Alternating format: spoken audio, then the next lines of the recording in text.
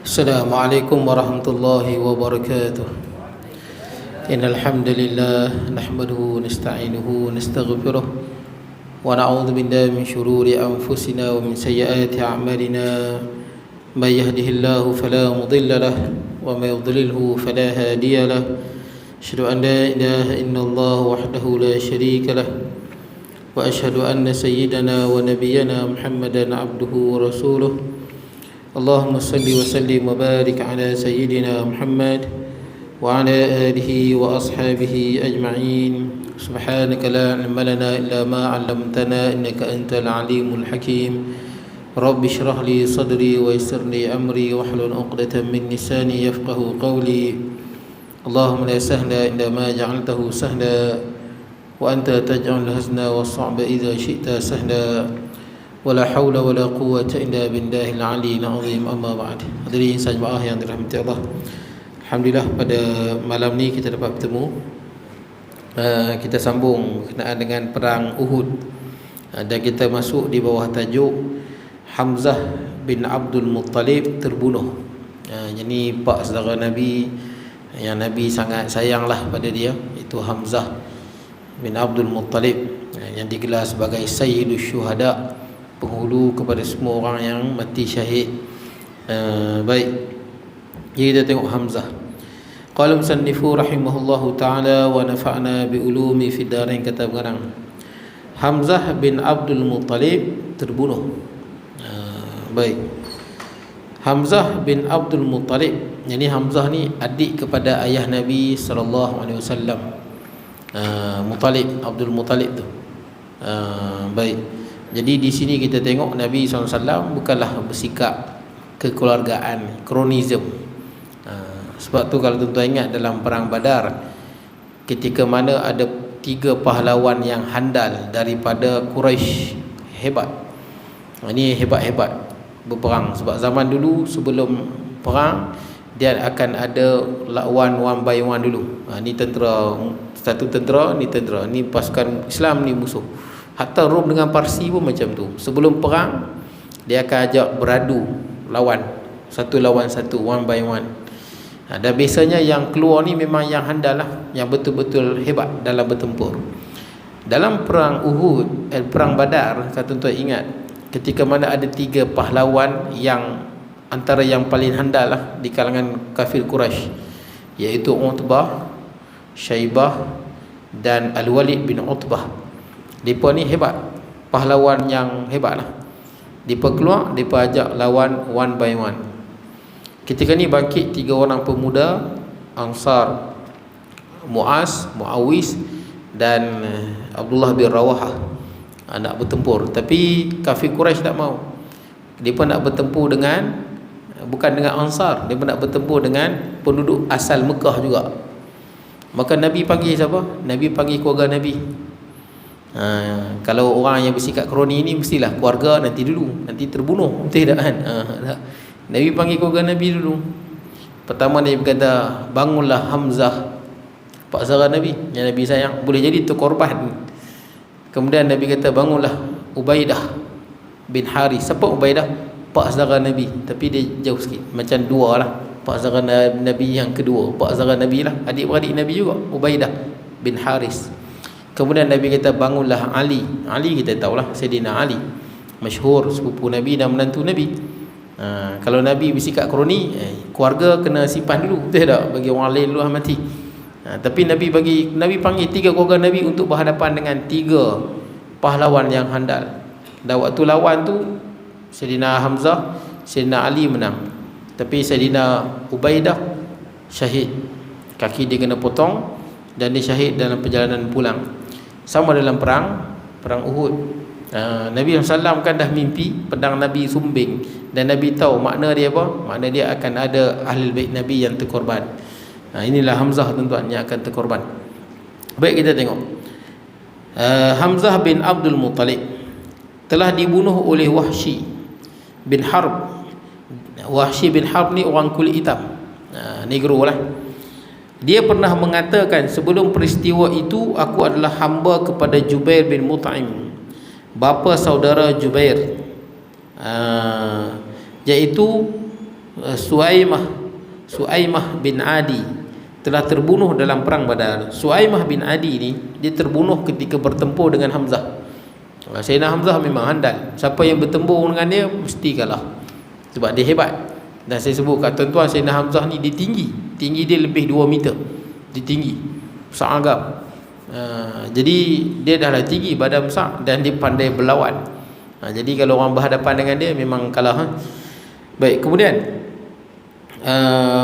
jadi Jubair bin Mut'im ni dia nak tuntut bela lah atas kematian pak saudara dia Suaimah bin Adi yang telah dibunuh oleh Sayyidina Hamzah dalam perang Badar. Ketika orang-orang Quraisy pergi ke Uhud, Jubair bin Mut'im telah berkata kepadaku, jika kamu dapat membunuh Hamzah bapa saudara Muhammad sebagai balasan atas terbunuhnya pamanku, maka engkau akan kumerdekakan. Dia bagi tawaran, kalau dapat bunuh Hamzah kau akan dibebaskan.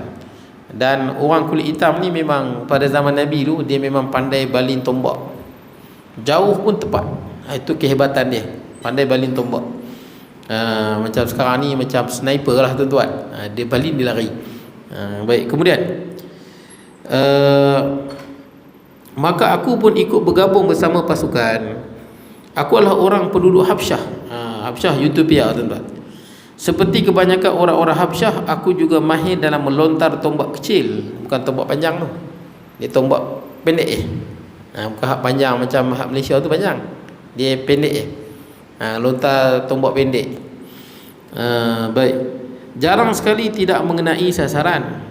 Saat mereka bertempur, aku segera berganjak mencari-cari Hamzah. Waktu tengah perang ni, Sayyidina Hamzah dia terus masuk ke pasukan musuh, tak toleh ke belakang lah. Jadi ketika inilah datang Wahsy.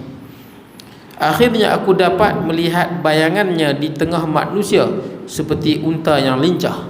Hebat lah, pandai bertempur. Tidak seorang pun yang mampu menghadapi kelincahannya dalam berperang. Demi Allah, aku pun bersiap-siap menjadikannya sebagai sasaran. Jadi dia dah nampak Sayyidina Hamzah, dia nak baling tombak dia. Aku berlindung di sebalik batu ataupun pohon agar dapat mendekatinya. Tetapi tiba-tiba Sibak bin Abdul Uzza muncul mendahuluiku dan mendatangi Hamzah. Tiba-tiba ada seorang pahlawan. Ni yang berani lah ni. Dia tahu Hamzah hebat, tapi dia pun berani juga. Ni seorang pahlawan daripada Quraisy, nama dia Sibak bin Abdul Uzza. Dia datang nak cabar lawan dengan Hamzah. Maka dia berkesibak berkata, kemarilah wahai anak wanita tukang supik. Saya nak cari tukang supik ni apa. Kemarilah wahai anak wanita tukang supik. Supik ni makna dia sunat, tukang sunat. Kita tahu sunat, orang lelaki sunat, orang perempuan juga sunat. Dalam mazhab Syafi'i, orang lelaki wajib sunat. Wajib sunat. Ada dalam mazhab lain dia anggap sunat je, tapi banyak ulama kata wajib, orang lelaki wajib sunat. Ada pun orang perempuan sunat tu hukum dia memang sunat, bukan wajib, tapi sunat lah. Sunat sikit je orang perempuan kan, dia potong sikit je isi depan tu. Orang perempuan hukum sunat tak wajib. Hukum sunat bagi perempuan yang ni biasanya bayi lah, hukum dia memang sunat. Memang sunat. Ada orang lelaki nama je sunat, tapi wajib sunat tu. Kita kata masuk Jawi kan, kita panggil dah sunat ke belum, nama je sunat, tapi wajib sunat. Masuk Islam umur 40 ke 50 ke, sunat lah. Baik. Jadi tuan-tuan, bukan kita ya tuan-tuan, malah tuan-tuan tengok di di luar negara, hatta di Malaysia pun ada yang non muslim yang sunat. Sebab itu lebih sihat. Ada yang saya tengok kan, non muslim yang tahun lepas saya tengok ke tahun ni, dia bukan muslim, dia Chinese, tapi disunat juga pasal katanya untuk kebersihan diri lah, dan untuk kesihatan. Baik, jadi mak kepada Hamzah ni memang dia tukang sunat. Dia tukang sunat. Jadi Sibak bin Abdul Uzza ni dicabar. Beranilah tuan-tuan ni. Kemarilah wahai anak wanita tukang sunat, kata Sibak kepada Hamzah, kerana memang ibunya adalah tukang supit. Tetapi Hamzah telah menyebat pedangnya tepat mengenai kepala Sibak. Baru ajak lawan, laju Hamzah tepat kena kepala dia. Jadi tombak kecil ku hayunkan di tangan. Aku rasa inilah saat yang paling baik. Sebab apa? Sibak baru nak lawan dah kena bunuh dengan Hamzah. Jadi dia rasa inilah saat yang terbaik, kata Wahsy, untuk dia membunuh Hamzah bin Abdul Muttalib. Aku rasakan inilah saat yang terbaik. Tombak aku luntarkan tepat mengenai perutnya di bahagian bawah hingga tembus ke kelangkangnya, kena di bawah perut dan tembus di belakang, tembus terus di celah kelangkang, di tengah-tengah. Baik, hingga tembus. Dia berjalan ke arahku dengan terhuyung-hayang lalu terjatuh ke tanah. Jadi Hamzah nak pergi kepada Wahsy, nak pergi, tapi dah kena tikam kan, tembus pula tu, jalan terhuyung-hayang, kemudian dia terjumus ke tanah. Aku menantinya beberapa saat sehinggalah dia benar-benar meninggal. Setelah itu baru ku hampiri jasadnya, lalu ku cabut tombakku. Kemudian aku kembali lagi ke kemah dan duduk di sana. Ini syahid lah, Sayyidina Hamzah syahid. Lepas dia tengok Sayyidina Hamzah syahid, kemudian dia cabut tombak dia dan dia meninggalkan Sayyidina Hamzah. Aku tidak mempunyai kepentingan yang lain. Aku membunuh Hamzah dengan tujuan agar aku menjadi orang merdeka. Maka setibanya di Mekah, aku pun dimerdekakan. Ini Wahsy dia masuk Islam, kemudian masuk Islam, kemudian dia bunuh. Dialah yang membunuh siapa dia? Musailamah Al-Kazzab. Dialah, katanya dia yang membunuh Musailamah Al-Kazzab. Sebagai apa? Sebagai dia nak menuntut dosa dia. Dia telah bunuh Hamzah waktu dalam, sebelum dia masuk Islam. Bila dah masuk Islam, maka dia guna kemahiran dia untuk bunuh Musailamah Al-Kazzab. Baik, kemudian menguasai keadaan. Syahid dah Sayyidina Hamzah, maka umat Islam berjaya menguasai keadaan. Meskipun pasukan muslimin mengalami kerugian yang besar dengan terbunuhnya singa Allah dan singa Rasulnya, iaitu Hamzah bin Abdul Muttalib, mereka tetap mampu menguasai keadaan. Kerugian yang paling besar lah, itu yang Nabi mimpi tu, pedang Nabi sumbing. Itu biasanya mimpi dia adalah simbolik. Kebanyakan mimpi disimbolik dan tak semua orang mampu menafsirkan. Itu mimpi, itu ilmu tafsir mimpi setahu saya lah. Nabi-nabi semua pandai tafsir mimpi. Macam Nabi Yusuf, betul tak? Dia tafsir mimpi yang apa, lembu gemuk, 7 lembu gemuk makan 7 lembu kurih. Kita mana faham apa makna dia? Nabi faham. Makna dia akan datang ni 7 tahun yang subur, lepas habis 7 tahun yang subur, datang 7 tahun yang kemarau. Kemarau sungguh, kena simpan sikit. Kemudian nampak 7 batang gandum yang hijau dan 7 batang gandum yang kering. Kita mana faham untuk apa ni? Oh, rupa nak beritahu apa? 7 tahun yang pertama subur, 7 tahun lepas tu, lepas 7 tahun tu akan datang saat yang kemarau. Sama juga yang mimpi kan, inni arani a'siru khamra, aku melihat diriku sedang memerah arak. Kita mana faham tentang perah arak, apa makna dia? Sebab ulama kata tengok Ibnu Sirin sebut, nak tafsir mimpi ni simbolik tu sesuai dengan keadaan tempat tu. Masyarakat tu. Sebab tu lain tempat dia mimpi, lain simbol dia, lain makna dia. Setahu saya lah, umat Nabi SAW yang pandai tafsir mimpi ni adalah Ibnu Sirin. Dia ada buku dia tafsir mimpi. Dan tafsir mimpi ni sesuai dengan keadaan setempat, budaya masyarakat itu. Sesuai dengan budaya masyarakat tu. Jadi dia mimpi tengok dia perah arak. Pasal apa? Budaya masyarakat dulu, kalau jenis perah arak ni siapa? Orang yang melayan raja. Nabi Yusuf tahu kau akan lepas dari penjara dan kau akan menjadi pelayan raja. Seorang lagi pula, dia buat apa?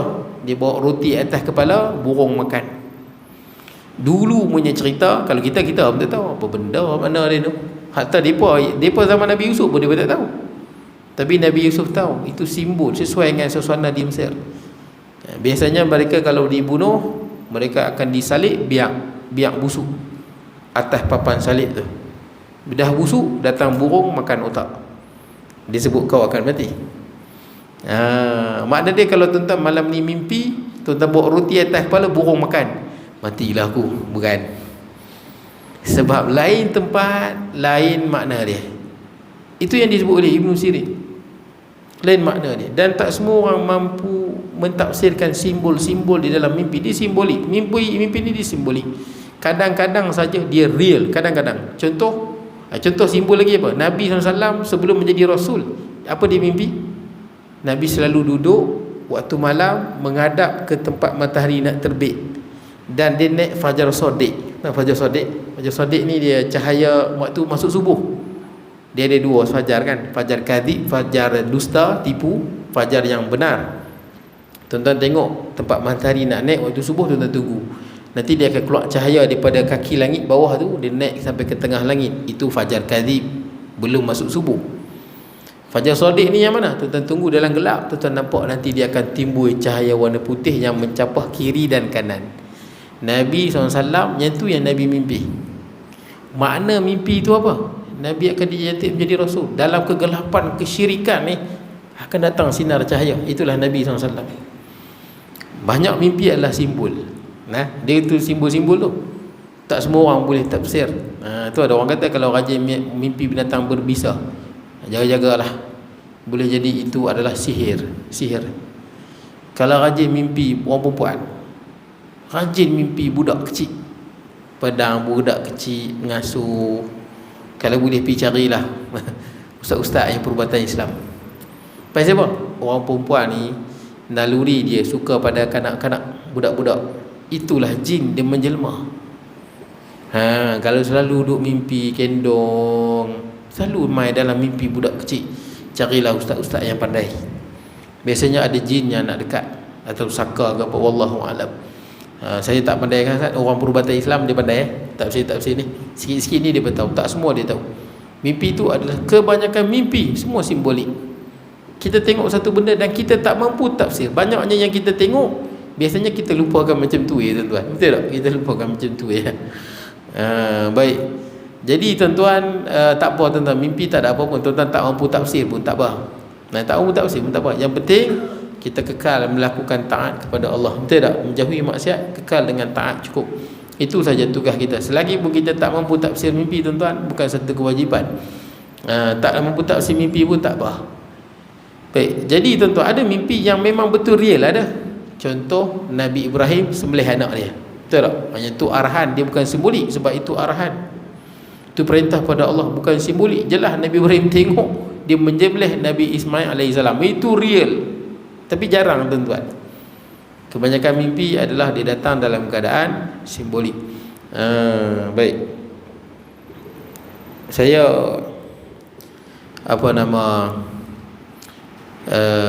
ada orang dia macam betul-betul itu tuan. Tuan-tuan tahu dekat apa? Tu.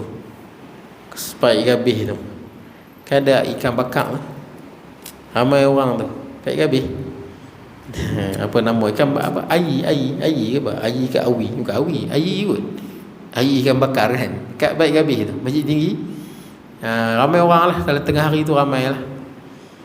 Dia anak sulung dia meninggal, accident belaga dengan imam, bekas imam tu lah, Masjid Ridwaniyah tu kan, kat Teluk Medan tu. Ustaz apa nama ustaz tu? Apa? Lama dia jadi imam, saya ingat saya tak lahir jadi imam kot. Imam ustaz kecil-kecil tu. Dia accident di depan sekolah rendah Teluk Medan. Jadi cerita kat saya, dia kata sebelum accident tu ada orang jumpa dia bagi tahu. Dia kata apa ni? Aku nak ambil anak hang ni. Di mimpi. Aku nak ambil anak hang ni, anak sulung tu lah, anak lelaki dia tu. Aku nak ambil anak hang ni. Dia dengar tak apa, dia buat tak tahu. 3 kali kalau tak silap saya, 2 kali 3 kali ada orang main dia bagi tahu aku nak ambil anak hang. Selang lepas tu anak dia buat insiden, meninggal dunia. Wallahu alam. Allah Taala lebih mengetahui tuan-tuan. Anak saya yang ke-6 jantung berlubang. Dah baru lahir ni. Jantung berlubang, tapi sikit lah tuan-tuan, sikit. Tapi kena macam biasalah bila jantung berlubang ni kita tak tahu dia tutup ke dia tak tutup ke, dia makin besar ke makin apa ke. Jadi banyaklah saya kena ke hospital. Jumpa doktor pakar lah, taping kena pergi, Penang kena pergi. Semua duk baca result. Tapi sebelum isteri saya melahirkan anak tu, dia ada mimpi tuan-tuan. Dia mimpi. Saya semua benda kadang-kadang saya pun tak mampu tafsir. Saya kata kat isteri saya, serah pada Allah Ta'ala lebih mengetahui. Allah Ta'ala lebih mengetahui. Isteri saya mimpi ada satu makhluk benar tahu, mai jumpa dia. Saya tak tahu tuan-tuan. Dia kata apa kat isteri saya? Dia kata anak hang akan lahir dalam keadaan cacat. Dia sebut macam tu. Saya kalau beritahu kat isteri saya kata mimpi lagu ni, ingat sunnah Nabi saja. Kita berserah pada Allah. Allah Ta'ala lebih mengetahui. Bukan semua kita tahu. Betul tak? Kita bukan semua kita tahu. Nabi Musa tentang waktu dengan Nabi Khadir, banyak benda dia tak tahu. Betul tak? banyak benda dia tak tahu. Dunia ni sangat banyak rahsia-rahsia di langit dan di bumi, hanya Allah yang tahu. Nabi Khadir pun bukan semua dia tahu. Sekadar Allah apa yang Allah Ta'ala bagi tahu, Nabi Khadir tahu. Banyak rahsia-rahsia di sebalik yang kita tak faham, tuan-tuan. Kita tak faham kadang-kadang simbol di dunia ni. Saya kata kat rumah, saya ingat sabda Nabi lah, mimpi lagu tu, a'udzubillah, ludah belah kiri 3 kali. Saya pesan yang tu saja. Pasal orang rumah saya, dia kerap mimpi, tuan-tuan. Dia mimpi ni, mimpi tu, selalu mimpi, tuan-tuan. Saya tak mimpi-mimpi, tuan-tuan. Kalau saya bangun, saya fikir, aku mimpi apa malam tadi? Tak ingat mimpi apa, tuan-tuan. Orang rumah saya, dia kerap mimpi, tuan. Mimpi macam-macam lah. Saya ni tak, jarang mimpi lah, tuan-tuan. Jadi, saya kata macam itulah kat dia. Sebut a'udzubillah, minta lindung dengan Allah, kemudian ludah belah kiri 3 kali. Itu saja. Tuan-tuan, ludah betul-betul pula, tuan-tuan. Tuan-tuan tarik daripada dalam ludah, tuan-tuan. Bukan macam tu, isyarat saja. Tuih. Macam tu. Tuih. Tuih tu. Tak keluar elok, tuan-tuan. Keluar, tuan-tuan, memeh kat muka bini, tuan-tuan. Puih tu ludah. Jaga ya, terjaga, ludah belah kiri 3 kali. Isyarat minta lindung dengan Allah. Auzubillah, tuih macam tu. Tapi lahir anak saya, tengok jantung berubah. Allah Ta'ala lebih mengetahui apa yang berlaku di langit dan di bumi. Allah Ta'ala lebih mengetahui. Dan saya pernah sebut kat tuan-tuan, dulu saya pernah, tuan-tuan ingat lah, masa mula-mula saya naik Cameron Highland. Saya tak pernah pergi Cameron Highland ni, tuan-tuan. Bagi saya tak suka naik bukit-bukit ni, pening kepala. Jalan macam ni dengan jamnya, saya bukan suka benda-benda lagu tu, betul. Tapi orang rumah saya, dia kata dia macam nak pi lah, tuan-tuan. Saya tak pernah pi, tuan. 2016 baru pi. Berapa tahun lepas? 7 tahun lepas. Itulah pertama saya sampai di Cameron Highland. Saya duduk di Tanah Rata tu, ada satu guest house, rumah tamu kan, bukan hotel, guest house. Saya tak nak sebut guest house tu. Tapi bini saya sampai sekarang dia seram, dia takut dia pergi guest house tu. Takut di Tanah Rata, tuan-tuan. Di belah belakang sikit. Dia dekat-dekat lah, tuan-tuan. Yang Father Guest House, dekat kawasan-kawasan tu lah. Mentegi Guest House, kawasan-kawasan tu. Tapi saya tak nak sebut nama dia. Tapi bukan orang Islam punya lah. Saya duduk di tingkat atas kali, sejuk. Duduk 2 malam. Masa tu bini saya mengandung juga anak yang ke 1, 2, 3, yang keempat. Anak yang keempat mengandung. Satu malam tu, malam yang pertama tu, dia mimpi. Itu saya kata dia suka mimpi. Saya tak mimpi, tuan-tuan. Dia mimpi. Malam pertama duduk tempat baru. Saya tempat baru ke tempat lama ke, saya letak kepala, saya tidur. Jembalang tanah ke, jembalang apa ke, aku tak heran. Itu yang saya punya style. Saya pernah dulu tidur dalam surau dekat Kolej 8 Universiti Malaya. Saya tidur sebab saya tak boleh tidur dekat bilik. Senior saya main komputer, pasang lampu. Saya tidur dalam surau tu baru buat. Saya tidur dalam bilik macam ni. Pukul 2 pagi, makhluk mana tahu angkat saya. Dia angkat saya suruh. Tapi saya masa dekat you kurus, tuan-tuan. Tuan-tuan tengok dia terkejut. Betul ke Ustaz ni? Saya kat you kurus, jadi jin tu boleh angkat dengan senang lah. Saya jaga tu, tuan-tuan. Saya dah berdiri dah, tuan-tuan. Dah berdiri. Kita jaga dah berdiri. Ada orang angkat kita. Kita tak ada orang angkat. Saya jaga dah berdiri. Meremang belum rumah. Saya buat apa? Tak lari, tuan-tuan. Saya baca sikit, saya tidur balik. Jin tu mesti pening. Apa dia ni? Sejak pada tu jin tu tak kacau saya dah, tuan-tuan. Dia tahu yang ni tak makan saman. Kita tak layan dia. Tak ada masa nak layan. Pergi main jauh-jauh. Baik. Jadi, tuan-tuan, dia mimpi, isteri saya mimpi malam pertama tu, ada satu makhluk yang besar. Dia duduk dalam bilik tu lah. Bilik tu, dia mimpi ada satu makhluk yang besar, warna hitam, duduk di pintu. Lepas tu dia masuk. Bila dia masuk, besar, dia angkat kaki bini saya. Angkat. Dia angkat kaki bini saya, macam dia nak pergi ke mana, nak pergi ke rahim lah, tuan-tuan. Dia angkat, lepas tu isi saya terjaga. Tapi bini saya sangat takut lah. Sebab makhluk tu pergi kaki dia, tapi dia dapat sentuh kaki, angkat kakinya. Tak apa lah, pendek cerita, tuan-tuan. Bini saya jaga dalam keadaan yang apa, itulah dia tidur tak baca apa. Itu yang susah tu. Dia pergi tempat-tempat bukit ni, tidur baca lah sikit. Dan Nabi pun tidur baca, tuan-tuan. Nabi sebelum tidur, Apa Nabi buat? Nabi baca 3 kul kan? Betul tak? Tiup tangan, sapu kepala, satu badan. 3 kali Nabi buat. Pasal apa? Kerana Jibril bagi tahu Ifrit sangat berdendam dengan Nabi. Kita ni siapa tuan-tuan? Ibadah kita dah lah kurang, zikir pun kurang, main handset banyak berangan, betul tak? Banyak merapu kita ni tuan-tuan. Tidur tak baca apa, susah. Nabi tu pun Nabi baca, tiup, sapu. Ni ruqyah. Ada hadis yang saya sebut Jibril AS bagi tahu ni ada jin Ifrit daripada gunung-gunung turun nak pergi serang Nabi, bawa obor api. Ramai-ramai nak serbu pada Nabi SAW. Nabi sebagai manusia, Nabi rasa takut.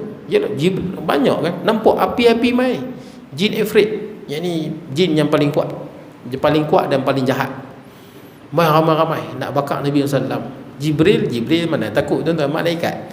Dia ting sekali, dia hancur bumi tu kan, dia besar. Tapi duduk dekat Nabi, duduk dalam rupa manusia. Duduk dalam rupa manusia. Baik, pasal apa? Sama juga tuan-tuan ingat perang Badar. Jibril dengan malaikat datang dalam rupa manusia. Diizinkan Allah dalam rupa manusia. Kenapa dalam bukan rupa malaikat? Dalam rupa malaikat berkecai lah bumi tuan-tuan. Malaikat tuang ayak atas kepala pun ada yang tak jatuh ke bawah ayak laut. Seluruh ayak yang ada, ayak di bumi ni tuang atas kepala malaikat, tak menitik ke telinga dia, terlintik ke bawah. Besar mana? Kalau malaikat tu kaum Samud, kaum Nabi Lut hancur kan, malaikat Jibril cungkir dengan hujung ni je, hujung sayap dia, cungkir dengan hujung sayap. Sayap dia ada 6 ratui, dia cungkir je, dia cungkir bumi kaum Nabi Lut tu, dia angkat sampai ke langit, angkat sampai malaikat yang berada di langit yang pertama dengar jeritan pekikan kaum Nabi Lut. Dah sampai atas baru dia terbalikkan ke bawah, lepas tu turun api kan, batu daripada neraka. Kalau malaikat Jibril datang waktu perang Badar tolong dalam rupa malaikat, habislah tuan-tuan. Malaikat Jibril ni jerakah tuan-tuan. Kaum Samud, malaikat Jibril jerakah tempik dia jerakah sekali, gempa bumi, mati semua. Tapi Jibril datang dalam perang Badar, dia naik kuda dia dalam rupa manusia, dia naik kuda dia haizum. Dia bertempur macam manusia. Itu yang Allah izinkan. Jadi malaikat Jibril bila tengok Nabi Muhammad SAW takut, malaikat Jibril kata, adakah kau takut wahai Muhammad? Ya, bacalah yang doa Jibril tu kan. A'udzu bikalimatillahi tammati allati la yujawizuhunna barru wal fajir min syarri ma yaliju fil ardi wa ma yakhruju minha wa min syarri ma yanzilu minas samai wa ma ya'du fiha wa min fitanil laili wan nahar wa min tawariqil laili wan nahar illa tariqan yatruku bi khairin ya rahman. Baca macam tu tersembam semua, padam api dia, pakat lari habis. Itulah doa Jibril. Nabi pun baca. Ni kita, aku semayang banyak, jin pun takut. Silap. Yang tu takbur. Bacalah tuan-tuan. Baca. Saya banyak kali pesan kat rumah, tidur baca. Saya memang kalau saya tak lupa, memang saya baca. Paling koman-koman pun ayat kursi tuan-tuan. Paling koman-koman dah. Mengantuk lagu mana pun. Habis tu kalau dalam hadas besar, kan, mana tahu tidur dalam keadaan hadas besar, lelaki ke perempuan, niat zikir kan, nak bangun mandi malam-malam sejuk malah, niat zikir baca, niat zikir. Ataupun nak pendek lagi, a'udzu bikalimatillahi tammati min syarri ma khalaq, baca 3 kali. Ada bapa jin Ifrit pun dia tak boleh buat apa, 3 kali baca a'udzu bikalimatillahi tammati min syarri ma khalaq. InsyaAllah tuan-tuan tak ada apa. Tapi saya nak cerita yang orang rumah saya tu lah, lepas yang ada hantu, tak tahulah mambang mana tuan-tuan, dia pergi buat angkat kaki bini saya tu dalam mimpi ya. Tapi bini saya jaga tu, dia rasa macam benda tu betul-betul berlaku, real. Dia rasa, dia sangat takut. Saya tengok jauh sikit. Sejak pada tu tuan-tuan, 3 anak saya gugur. Kalau zaman dulu dia kata apa? Jin curi. Zaman dulu kan, jin curi. Dia jadi macam ni. Dia kalau dalam istilah saintifik doktor ni, saya tak tahu, dia ada istilah dia. Bayi tu dia kembang hidup sampai satu tahap dia apa? Dia tak hidup lah. Dia stop di situ. Dia macam mati di situlah. Nanti dia akan keluar macam tu saja. Kalau zaman dahulu dia kata jin curi ya. Jin curi buat pergi ke alam dia pun. Anak yang keempat, 5, 6, 3. Saya ni kalau ikutkan tuan-tuan, dan ni anak 6, patutnya anak 9 dah. Macam tua tuan-tuan. Dah belum 40 lagi. Jadi tuan-tuan anak 9, 2 tuan-tuan kurang. 1, 2, 3. Yang ke-6 baru lekat. Baru lepas tu baru lekat yang ke-5, yang ke-4, 5, 6. Lah ni mai balik 3, 4, 5, 6. Sebelum tu 3. Nak tanya tuan-tuan apa yang berlaku, wallahu alam. Tapi kita tahu dalam Quran sebut jelas, wa ma hum bidarrina bihi illa biiznillah. Jelas, min ahadin illa biiznillah. Sebut jelas. Wa ma hum bidarrina bihi min ahadin illa biiznillah. Sebut jelas dalam Quran sebut. Yang ni cerita berkenaan dengan sihir, jin-jin ni. Apa dia? Tidak ada jin Ifrit ke, bapa jin Ifrit ke, seluruh makhluk, hatta Jibril alaihi salam pun, seluruh makhluk yang ada di langit di bumi tidak mampu memberi mudarat kepada sesiapa pun illa biiznillah, kecuali dengan izin Allah. Peluru tembak tuan-tuan, dia takkan tembus kepada tuan-tuan kecuali dengan izin Allah. Boleh? Pegang yang tu sudah. Saya pegang yang tu ya tuan-tuan. Yang selebihnya serah pada Allah. Tak adalah saya nak cerita, tuan-tuan bahaya. Tak ada masa tuan-tuan. Benda dah jadi-jadilah tuan-tuan. Betul tak? Dia juga makhluk. Kalau betul kerana perbuatan makhluk, apa jembalang mai pada mana saya pun tak tahu. Makhluk mambang hitam lah kot tuan-tuan. Mambang hitam lah kot. Ke mambang mabuk minum brandy. Saya tak pasti tuan-tuan. Yang mana tu? Dia mai, saya tak pasti mambang yang mana buat kerja tu. Tapi kalau betul pun bukan dia. Semua berlaku dengan izin Allah. Hatta pegangan ahli sunnah wal jamaah tuan-tuan, seluruh yang berlaku di bumi, kita boleh sebut ini hukum fizik lah, ini begini, itu hukum yang kita fikir. Pada hakikatnya Allah. Semua kita duk baca surah Al-Mulk, awalam yarau ila at-tayri fawqahum safatin wa yaqbid ma yumsikuhunna illa ar-rahman. Tidakkah kamu tengok burung yang berada di tengah langit yang terapung-apung tu? Ma yumsikuhunna illa rahman, tidak ada yang menahan mereka daripada jatuh ke bawah melainkan Tuhan yang Maha Pemurah. Tuan-tuan, kalau bukan kerana Allah, burung pun turun ke bawah, kapal terbang pun jatuh ke bawah. Tapi kita kata ada daya angin, itu hukum fizik, hukum sebab. Hukum sebab tu tak ada apa. Hukum sebab tidak ada apa-apa dalam fungsi, hanya untuk kita berfikir. Kenapa ada hukum sebab? Supaya kita boleh tahu api jangan pergi, nanti terbakar. Yang ni okey, ada manfaat, supaya kita boleh pilih benda manfaat dan kita dapat pahala. Itu sahaja hakikat yang berlaku, semuanya Allah Subhanahu Wa Taala. Sebab tu ada riwayat daripada apa, dalam Israiliyat, tapi boleh kita ambil manfaat. Nabi Musa alaihi salam, dia pernah tanya pada Allah. Kan Nabi Musa bercakap dengan Allah, dia kata, ya Allah, adakah kau tidur atau rehat? Tidur atau berehat? Kata Allah pada Nabi Musa alaihi salam, ambil cawan, letak air, pegang. Kalau Allah tidur, kita baca la ta'khuzuhu sinatun wala naum. Allah Taala tak mengantuk, tak tidur. Kalau Allah Taala tidur, kita duk pegang ni terlepas, walaupun kita tak tidur, terlepas. Nak cerita yang boleh pegang ni pun hakikatnya Allah Subhanahu Wa Taala. Itulah pegangan hakikat Allah Subhanahu Wa Taala. Sebab tu tuan-tuan boleh mengaji fizik. Kalau mengaji fizik, nanti kesimpulan fizik tu sama dengan akidah Asy'ariyah wal Maturidiyah, sama. Yang kita sebenarnya simbol saja, simbolik saja, supaya kita tahu hukum sebab musabab, supaya kita boleh mengelak daripada benda mudarat, kita boleh buat benda yang manfaat. Benda yang kita buat manfaat untuk dunia dan akhirat, mendapat pahala. Benda mudarat yang kita buat, kita mendapat dosa. Baik, tak apa tuan-tuan, pegang macam tu ya tuan-tuan, kita tak heran apa arah, betul tak? Tapi kalau tuan-tuan rasa risau juga, mungkin mimpi itulah, kita duk rasa mimpi itulah sebab jadi macam ni.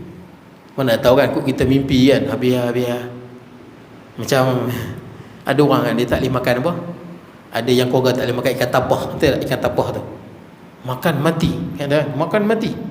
Tapi bila doktor cek, memang mereka ni allergic ikan tapah rupanya. Allergic memang bahaya tuan-tuan. Allergic boleh mati. Tuan-tuan, kalau allergic dengan satu benda, doktor kata tak boleh makan, jangan makan. Memang boleh mati pun. Komplikasi, nanti jadi komplikasi yang kegagalan organ dan sebagainya. Kalau tuan-tuan risau, orang kata kan, habis hari ni bulan Safar, hari Rabu, hampir Kuala Lumpur, hang mati ya.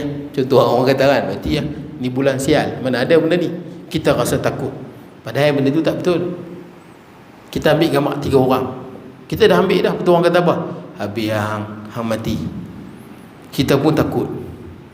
Macam mana nak buat? Kita jadi takut. Apa lagi tuan-tuan yang kita percaya bukan ni? Apa lagi tu? Bukanlah tuan-tuan, yang kita dengar habis, matilah. Kita jadi takut tuan-tuan. Nak pipinang anak orang. Tengah pipinang apa? Bewak lintah. Bewak besar. Habis. Kita tak percaya, kita pergi juga, tapi ada orang percaya, ada orang percaya tuan. Tak boleh. Menantu hang ni memang tak guna, dia kata. Tu bewak lintah. Tak pun ada setengah orang dulu percaya juga. Tengah pipinang, pinggan jatuh pecah. Alamak. Dia ada orang dia percaya kan, ini tanda pinggan jatuh pasal tak reti pegang. Pegang silap. Dia duduk alamak, habis duduk takut. Dia gelabah. Orang muda kata apa? Gelabah bewak. Pasal ingat gelabah bewak? Tuan-tuan lintah kan, lintah jalan, bewak tengah lintah. Relax bewak tu. Dia tak perasan tuan-tuan. Sekali dia perasan dia punya gelabah tu, kita pun pening. Dia gelabah tuan-tuan, dia dah sampai tu dia patah balik. Gelabah bewak orang muda lah panggil tuan-tuan. Gelabah takkan tuan hala. Dia jadi takut. Macam mana kita nak buat tuan-tuan? Kalau ada orang cakap biar ini semua tanda, padahal bukan. Itu khurafat. Macam mana kita nak buat? Ini pasal mimpi ni lah, pasal itulah, pasal inilah. Nabi ajak doa. Apa doa dia? Allahumma la ya'ti bil hasanat illa anta, wa la yadfa'u sayyi'at illa anta, wa la hawla wa la quwwata illa bik. Pendek. Tuan-tuan buat juga. Tetapi Kuala Lumpur hari Rabu, yang pertama bulan Safar, orang kata bahaya lah apalah, tuan-tuan jadi takut, baca doa tu. Allahumma la ya'ti bil hasanat illa anta, wa la yadfa'u sayyi'at illa anta, wa la hawla wa la quwwata illa bik. Saya ulang lagi sekali. Allahumma la ya'ti bil hasanat illa anta, wa la yadfa'u sayyi'at illa anta, wa la hawla wa la quwwata illa bik. Ya Allah, tidak akan datang kebaikan melainkan dengan izin-Mu, dan tidak ada yang mampu menolak kemudaratan, kesusahan, mara bahaya melainkan-Mu ya Allah. Wala haula wala quwwata illa bik. Tidak ada daya dan kekuatan melainkan dengan-Mu ya Allah. Tuan-tuan tak reti baca bahasa Melayu ya? Boleh tuan-tuan, sama ya. Tapi bahasa Arab lah yang afdal, sebab itu bahasa Al-Quran dan itu juga adalah bahasa Nabi SAW. Tapi kalau tak boleh bahasa Melayu ya, ya Allah, tidaklah akan datang sesuatu kebaikan melainkan dengan-Mu ya Allah, dan tidak adalah yang mampu menolak satu kemudaratan, bahaya melainkan dengan-Mu ya Allah, dan tidak ada daya dan kekuatan melainkan dengan-Mu ya Allah. Cukup. Habis. Kalau ada orang duk cakap lagi, jangan layan, biar kat dia. Baik, kemudian baik. Jadi umat Islam berjaya menguasai keadaan, meskipun pasukan muslimin mengalami kerugian yang besar dengan terbunuhnya singa Allah dan singa Rasulnya, iaitu Hamzah bin Abdul Muttalib. Mereka tetap mampu menguasai keadaan juga. Mereka yang turut bertempur pada saat itu adalah Abu Bakar bertempur, Umar bin Al-Khattab, Ali bin Abu Talib, Az-Zubair bin Awam, Mus'ab bin Umair, Talhah bin Ubaidillah, Abdullah bin Jahsh, Sa'ad bin Muaz, Sa'ad bin Ubadah, Sa'ad bin Rabi', Anas bin An-Nadr, dan ramai lagi orang-orang yang segagah mereka yang mampu menghancurkan cita-cita musyrik. Yang inilah yang lawan habis-habisan, all out tuan-tuan, lawan sungguh-sungguh. Baik, tapi kalau dalam nama-nama ni tuan-tuan, semua hebat-hebat. Tapi kalau setelah Hamzah ni tuan-tuan, yang paling menonjol dalam perang ni, kalau setelah Hamzah, Sayyidina Ali lah. Sayyidina Ali bin Abi Talib. Yang pahlawan kalau dalam perang ni handal lah. Handal. Setelah Hamzah, Sayyidina Ali sangat hebat. Baik, sahabat lain pun hebat, semua hebat, tapi lebih menonjol dalam bab bertempur ni Sayyidina Ali, pahlawan yang cukup hebat. Walaupun dia dalam semua nama ni, saya ingat dia antara yang muda jugalah. Mus'ab juga muda. Baik, kemudian Zubair bin Awam, yang segagah mereka mampu menghancurkan cita-cita orang musyrik. Baik, saya ada sebut nama tadi, tuan-tuan kalau tengok nama dia dalam ni, siapa nama? Sa'ad bin Ubadah, sahabat Nabi, pahlawan daripada Khazraj. Sa'ad bin Ubadah dalam kitab Al-Istis'ab karangan Ibnu Abdul Bar, dia sebut Sa'ad bin Ubadah ni dia meninggal dunia katanya kerana dipanah jin bunuh dia. Sa'ad bin Ubadah. Dia meninggal dalam perjalanan daripada Madinah nak ke Syria, Syam. Dalam perjalanan tu dia berhenti di satu tempat, dia nak mandi, dan dia jatuh di tempat Maghtasal. Dia jatuh Maghtasal, di tempat mandi tu dia jatuh. Jadi masa dia jatuh tu, orang jumpa badan dia dah biru, macam orang kena serangan jantung kan. Serangan jantung biasanya biru lah, biru macam gelap-gelap, serangan jantung lah. Darah tak sampai kan, darah. Jadi masa dia berjumpa jenazah Sa'ad bin Ubadah ni, dia pendengar suara, qatalna sayyidina Khazraj. Nak buka tak nampak suara tu bergema. Suara tu bergema di kawasan tu. Kami telah membunuh penghulu kepada Khazraj. Wa ramaina bisahmin la yukhti fuadah.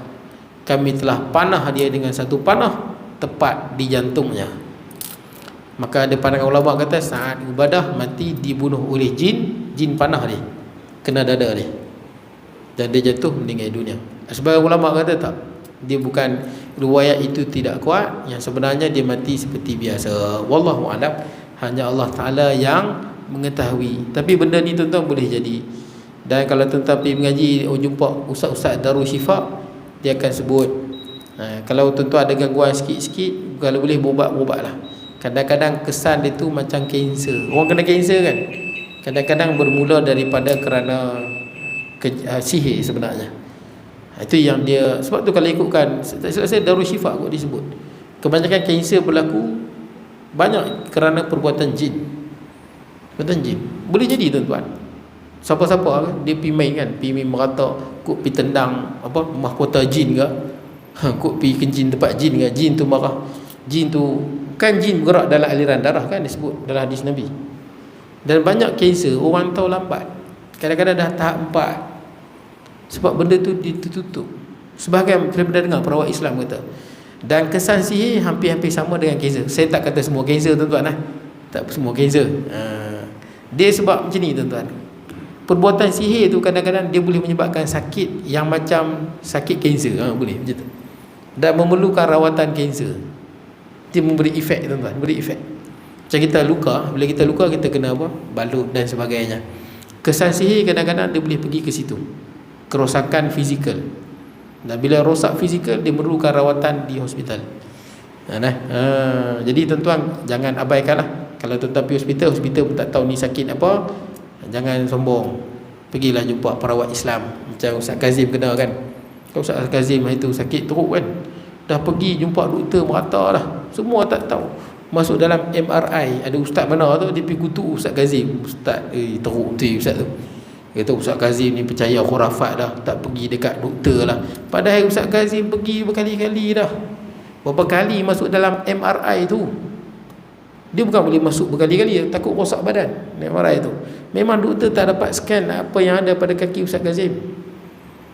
Ada ustaz tu kat YouTube tu rajin react dia duk kata kat Ustaz Kazim, tak patut macam ni. Itu yang dibuat rawatan, panggil orang yang mampu merawat, lagi sihat dah kot. Wallahu alam. Itu sihir lah tuan-tuan. Tuan-tuan dah sakit tak tahu apa, cari, betul tak kan, cari perawat. Tapi jangan semua jin, betul tak? Demam sikit jin, ini jin, semua jin sana, jin sini jin. Padahal tekanan darah naik, betul, tekanan darah naik jin, betul tak? Minum pening kepala kan, pening pasal apa? Jin. Padahal minum air tebu, gula naik. Jin pening tak sedang, ni jin ni kacau, tendang aku, hampir makan dokong satu baldi. Gula naik. Itu jin juga, pening kepala jin garu kepala jin, kalau tahu tuan-tuan. Semua jin. Jenis ni pun susah, saya ada tuan-tuan, ada di kalangan adalah adik-beradik jauh tuan-tuan. Semua benda jin, dia semua jin. Sakit semua jin. Sakit kaki, sakit tak boleh jalan. Hang sakit pasal apa? Bukan, dia kata jin, bukan jin. Itu gaut. Semua jin tak tahu tuan-tuan. Jin pun pening kepala. Jin kena buat reunion tuan-tuan untuk mempertahankan diri mereka tuan-tuan. Dia boleh difitnah. Baik tuan-tuan, habis. Akan datang kita akan sambung selepas pernikahan ke medan perang. Ini cerita Hanzalah. Hanzalah baru kahwin, dia baru bersama dengan isteri dia, tak sempat mandi wajib. Dia dengar pasukan Islam kalah, dia terus pergi. Hanzalah yang kemudiannya dimandikan oleh para malaikat. Saya mohon maaf tentang segala kurangan dan sebagainya. Aqul qawli hadza wa astaghfirullah al-azim li wa lakum. Muslimin wa muslimat minna wal mu'minat. Bismillahirrahmanirrahim. Allahumma ij'al jam'ana hadza jam'an marhuma tafarruqana min ba'di tafarruqan ma'suma wa la taj'al minna shaqiyyan wa la mahmuman wa la matrura wa sallallahu nabiyina Muhammad wa ala alihi wa sahbihi wa sallam. Alhamdulillahirabbil alamin.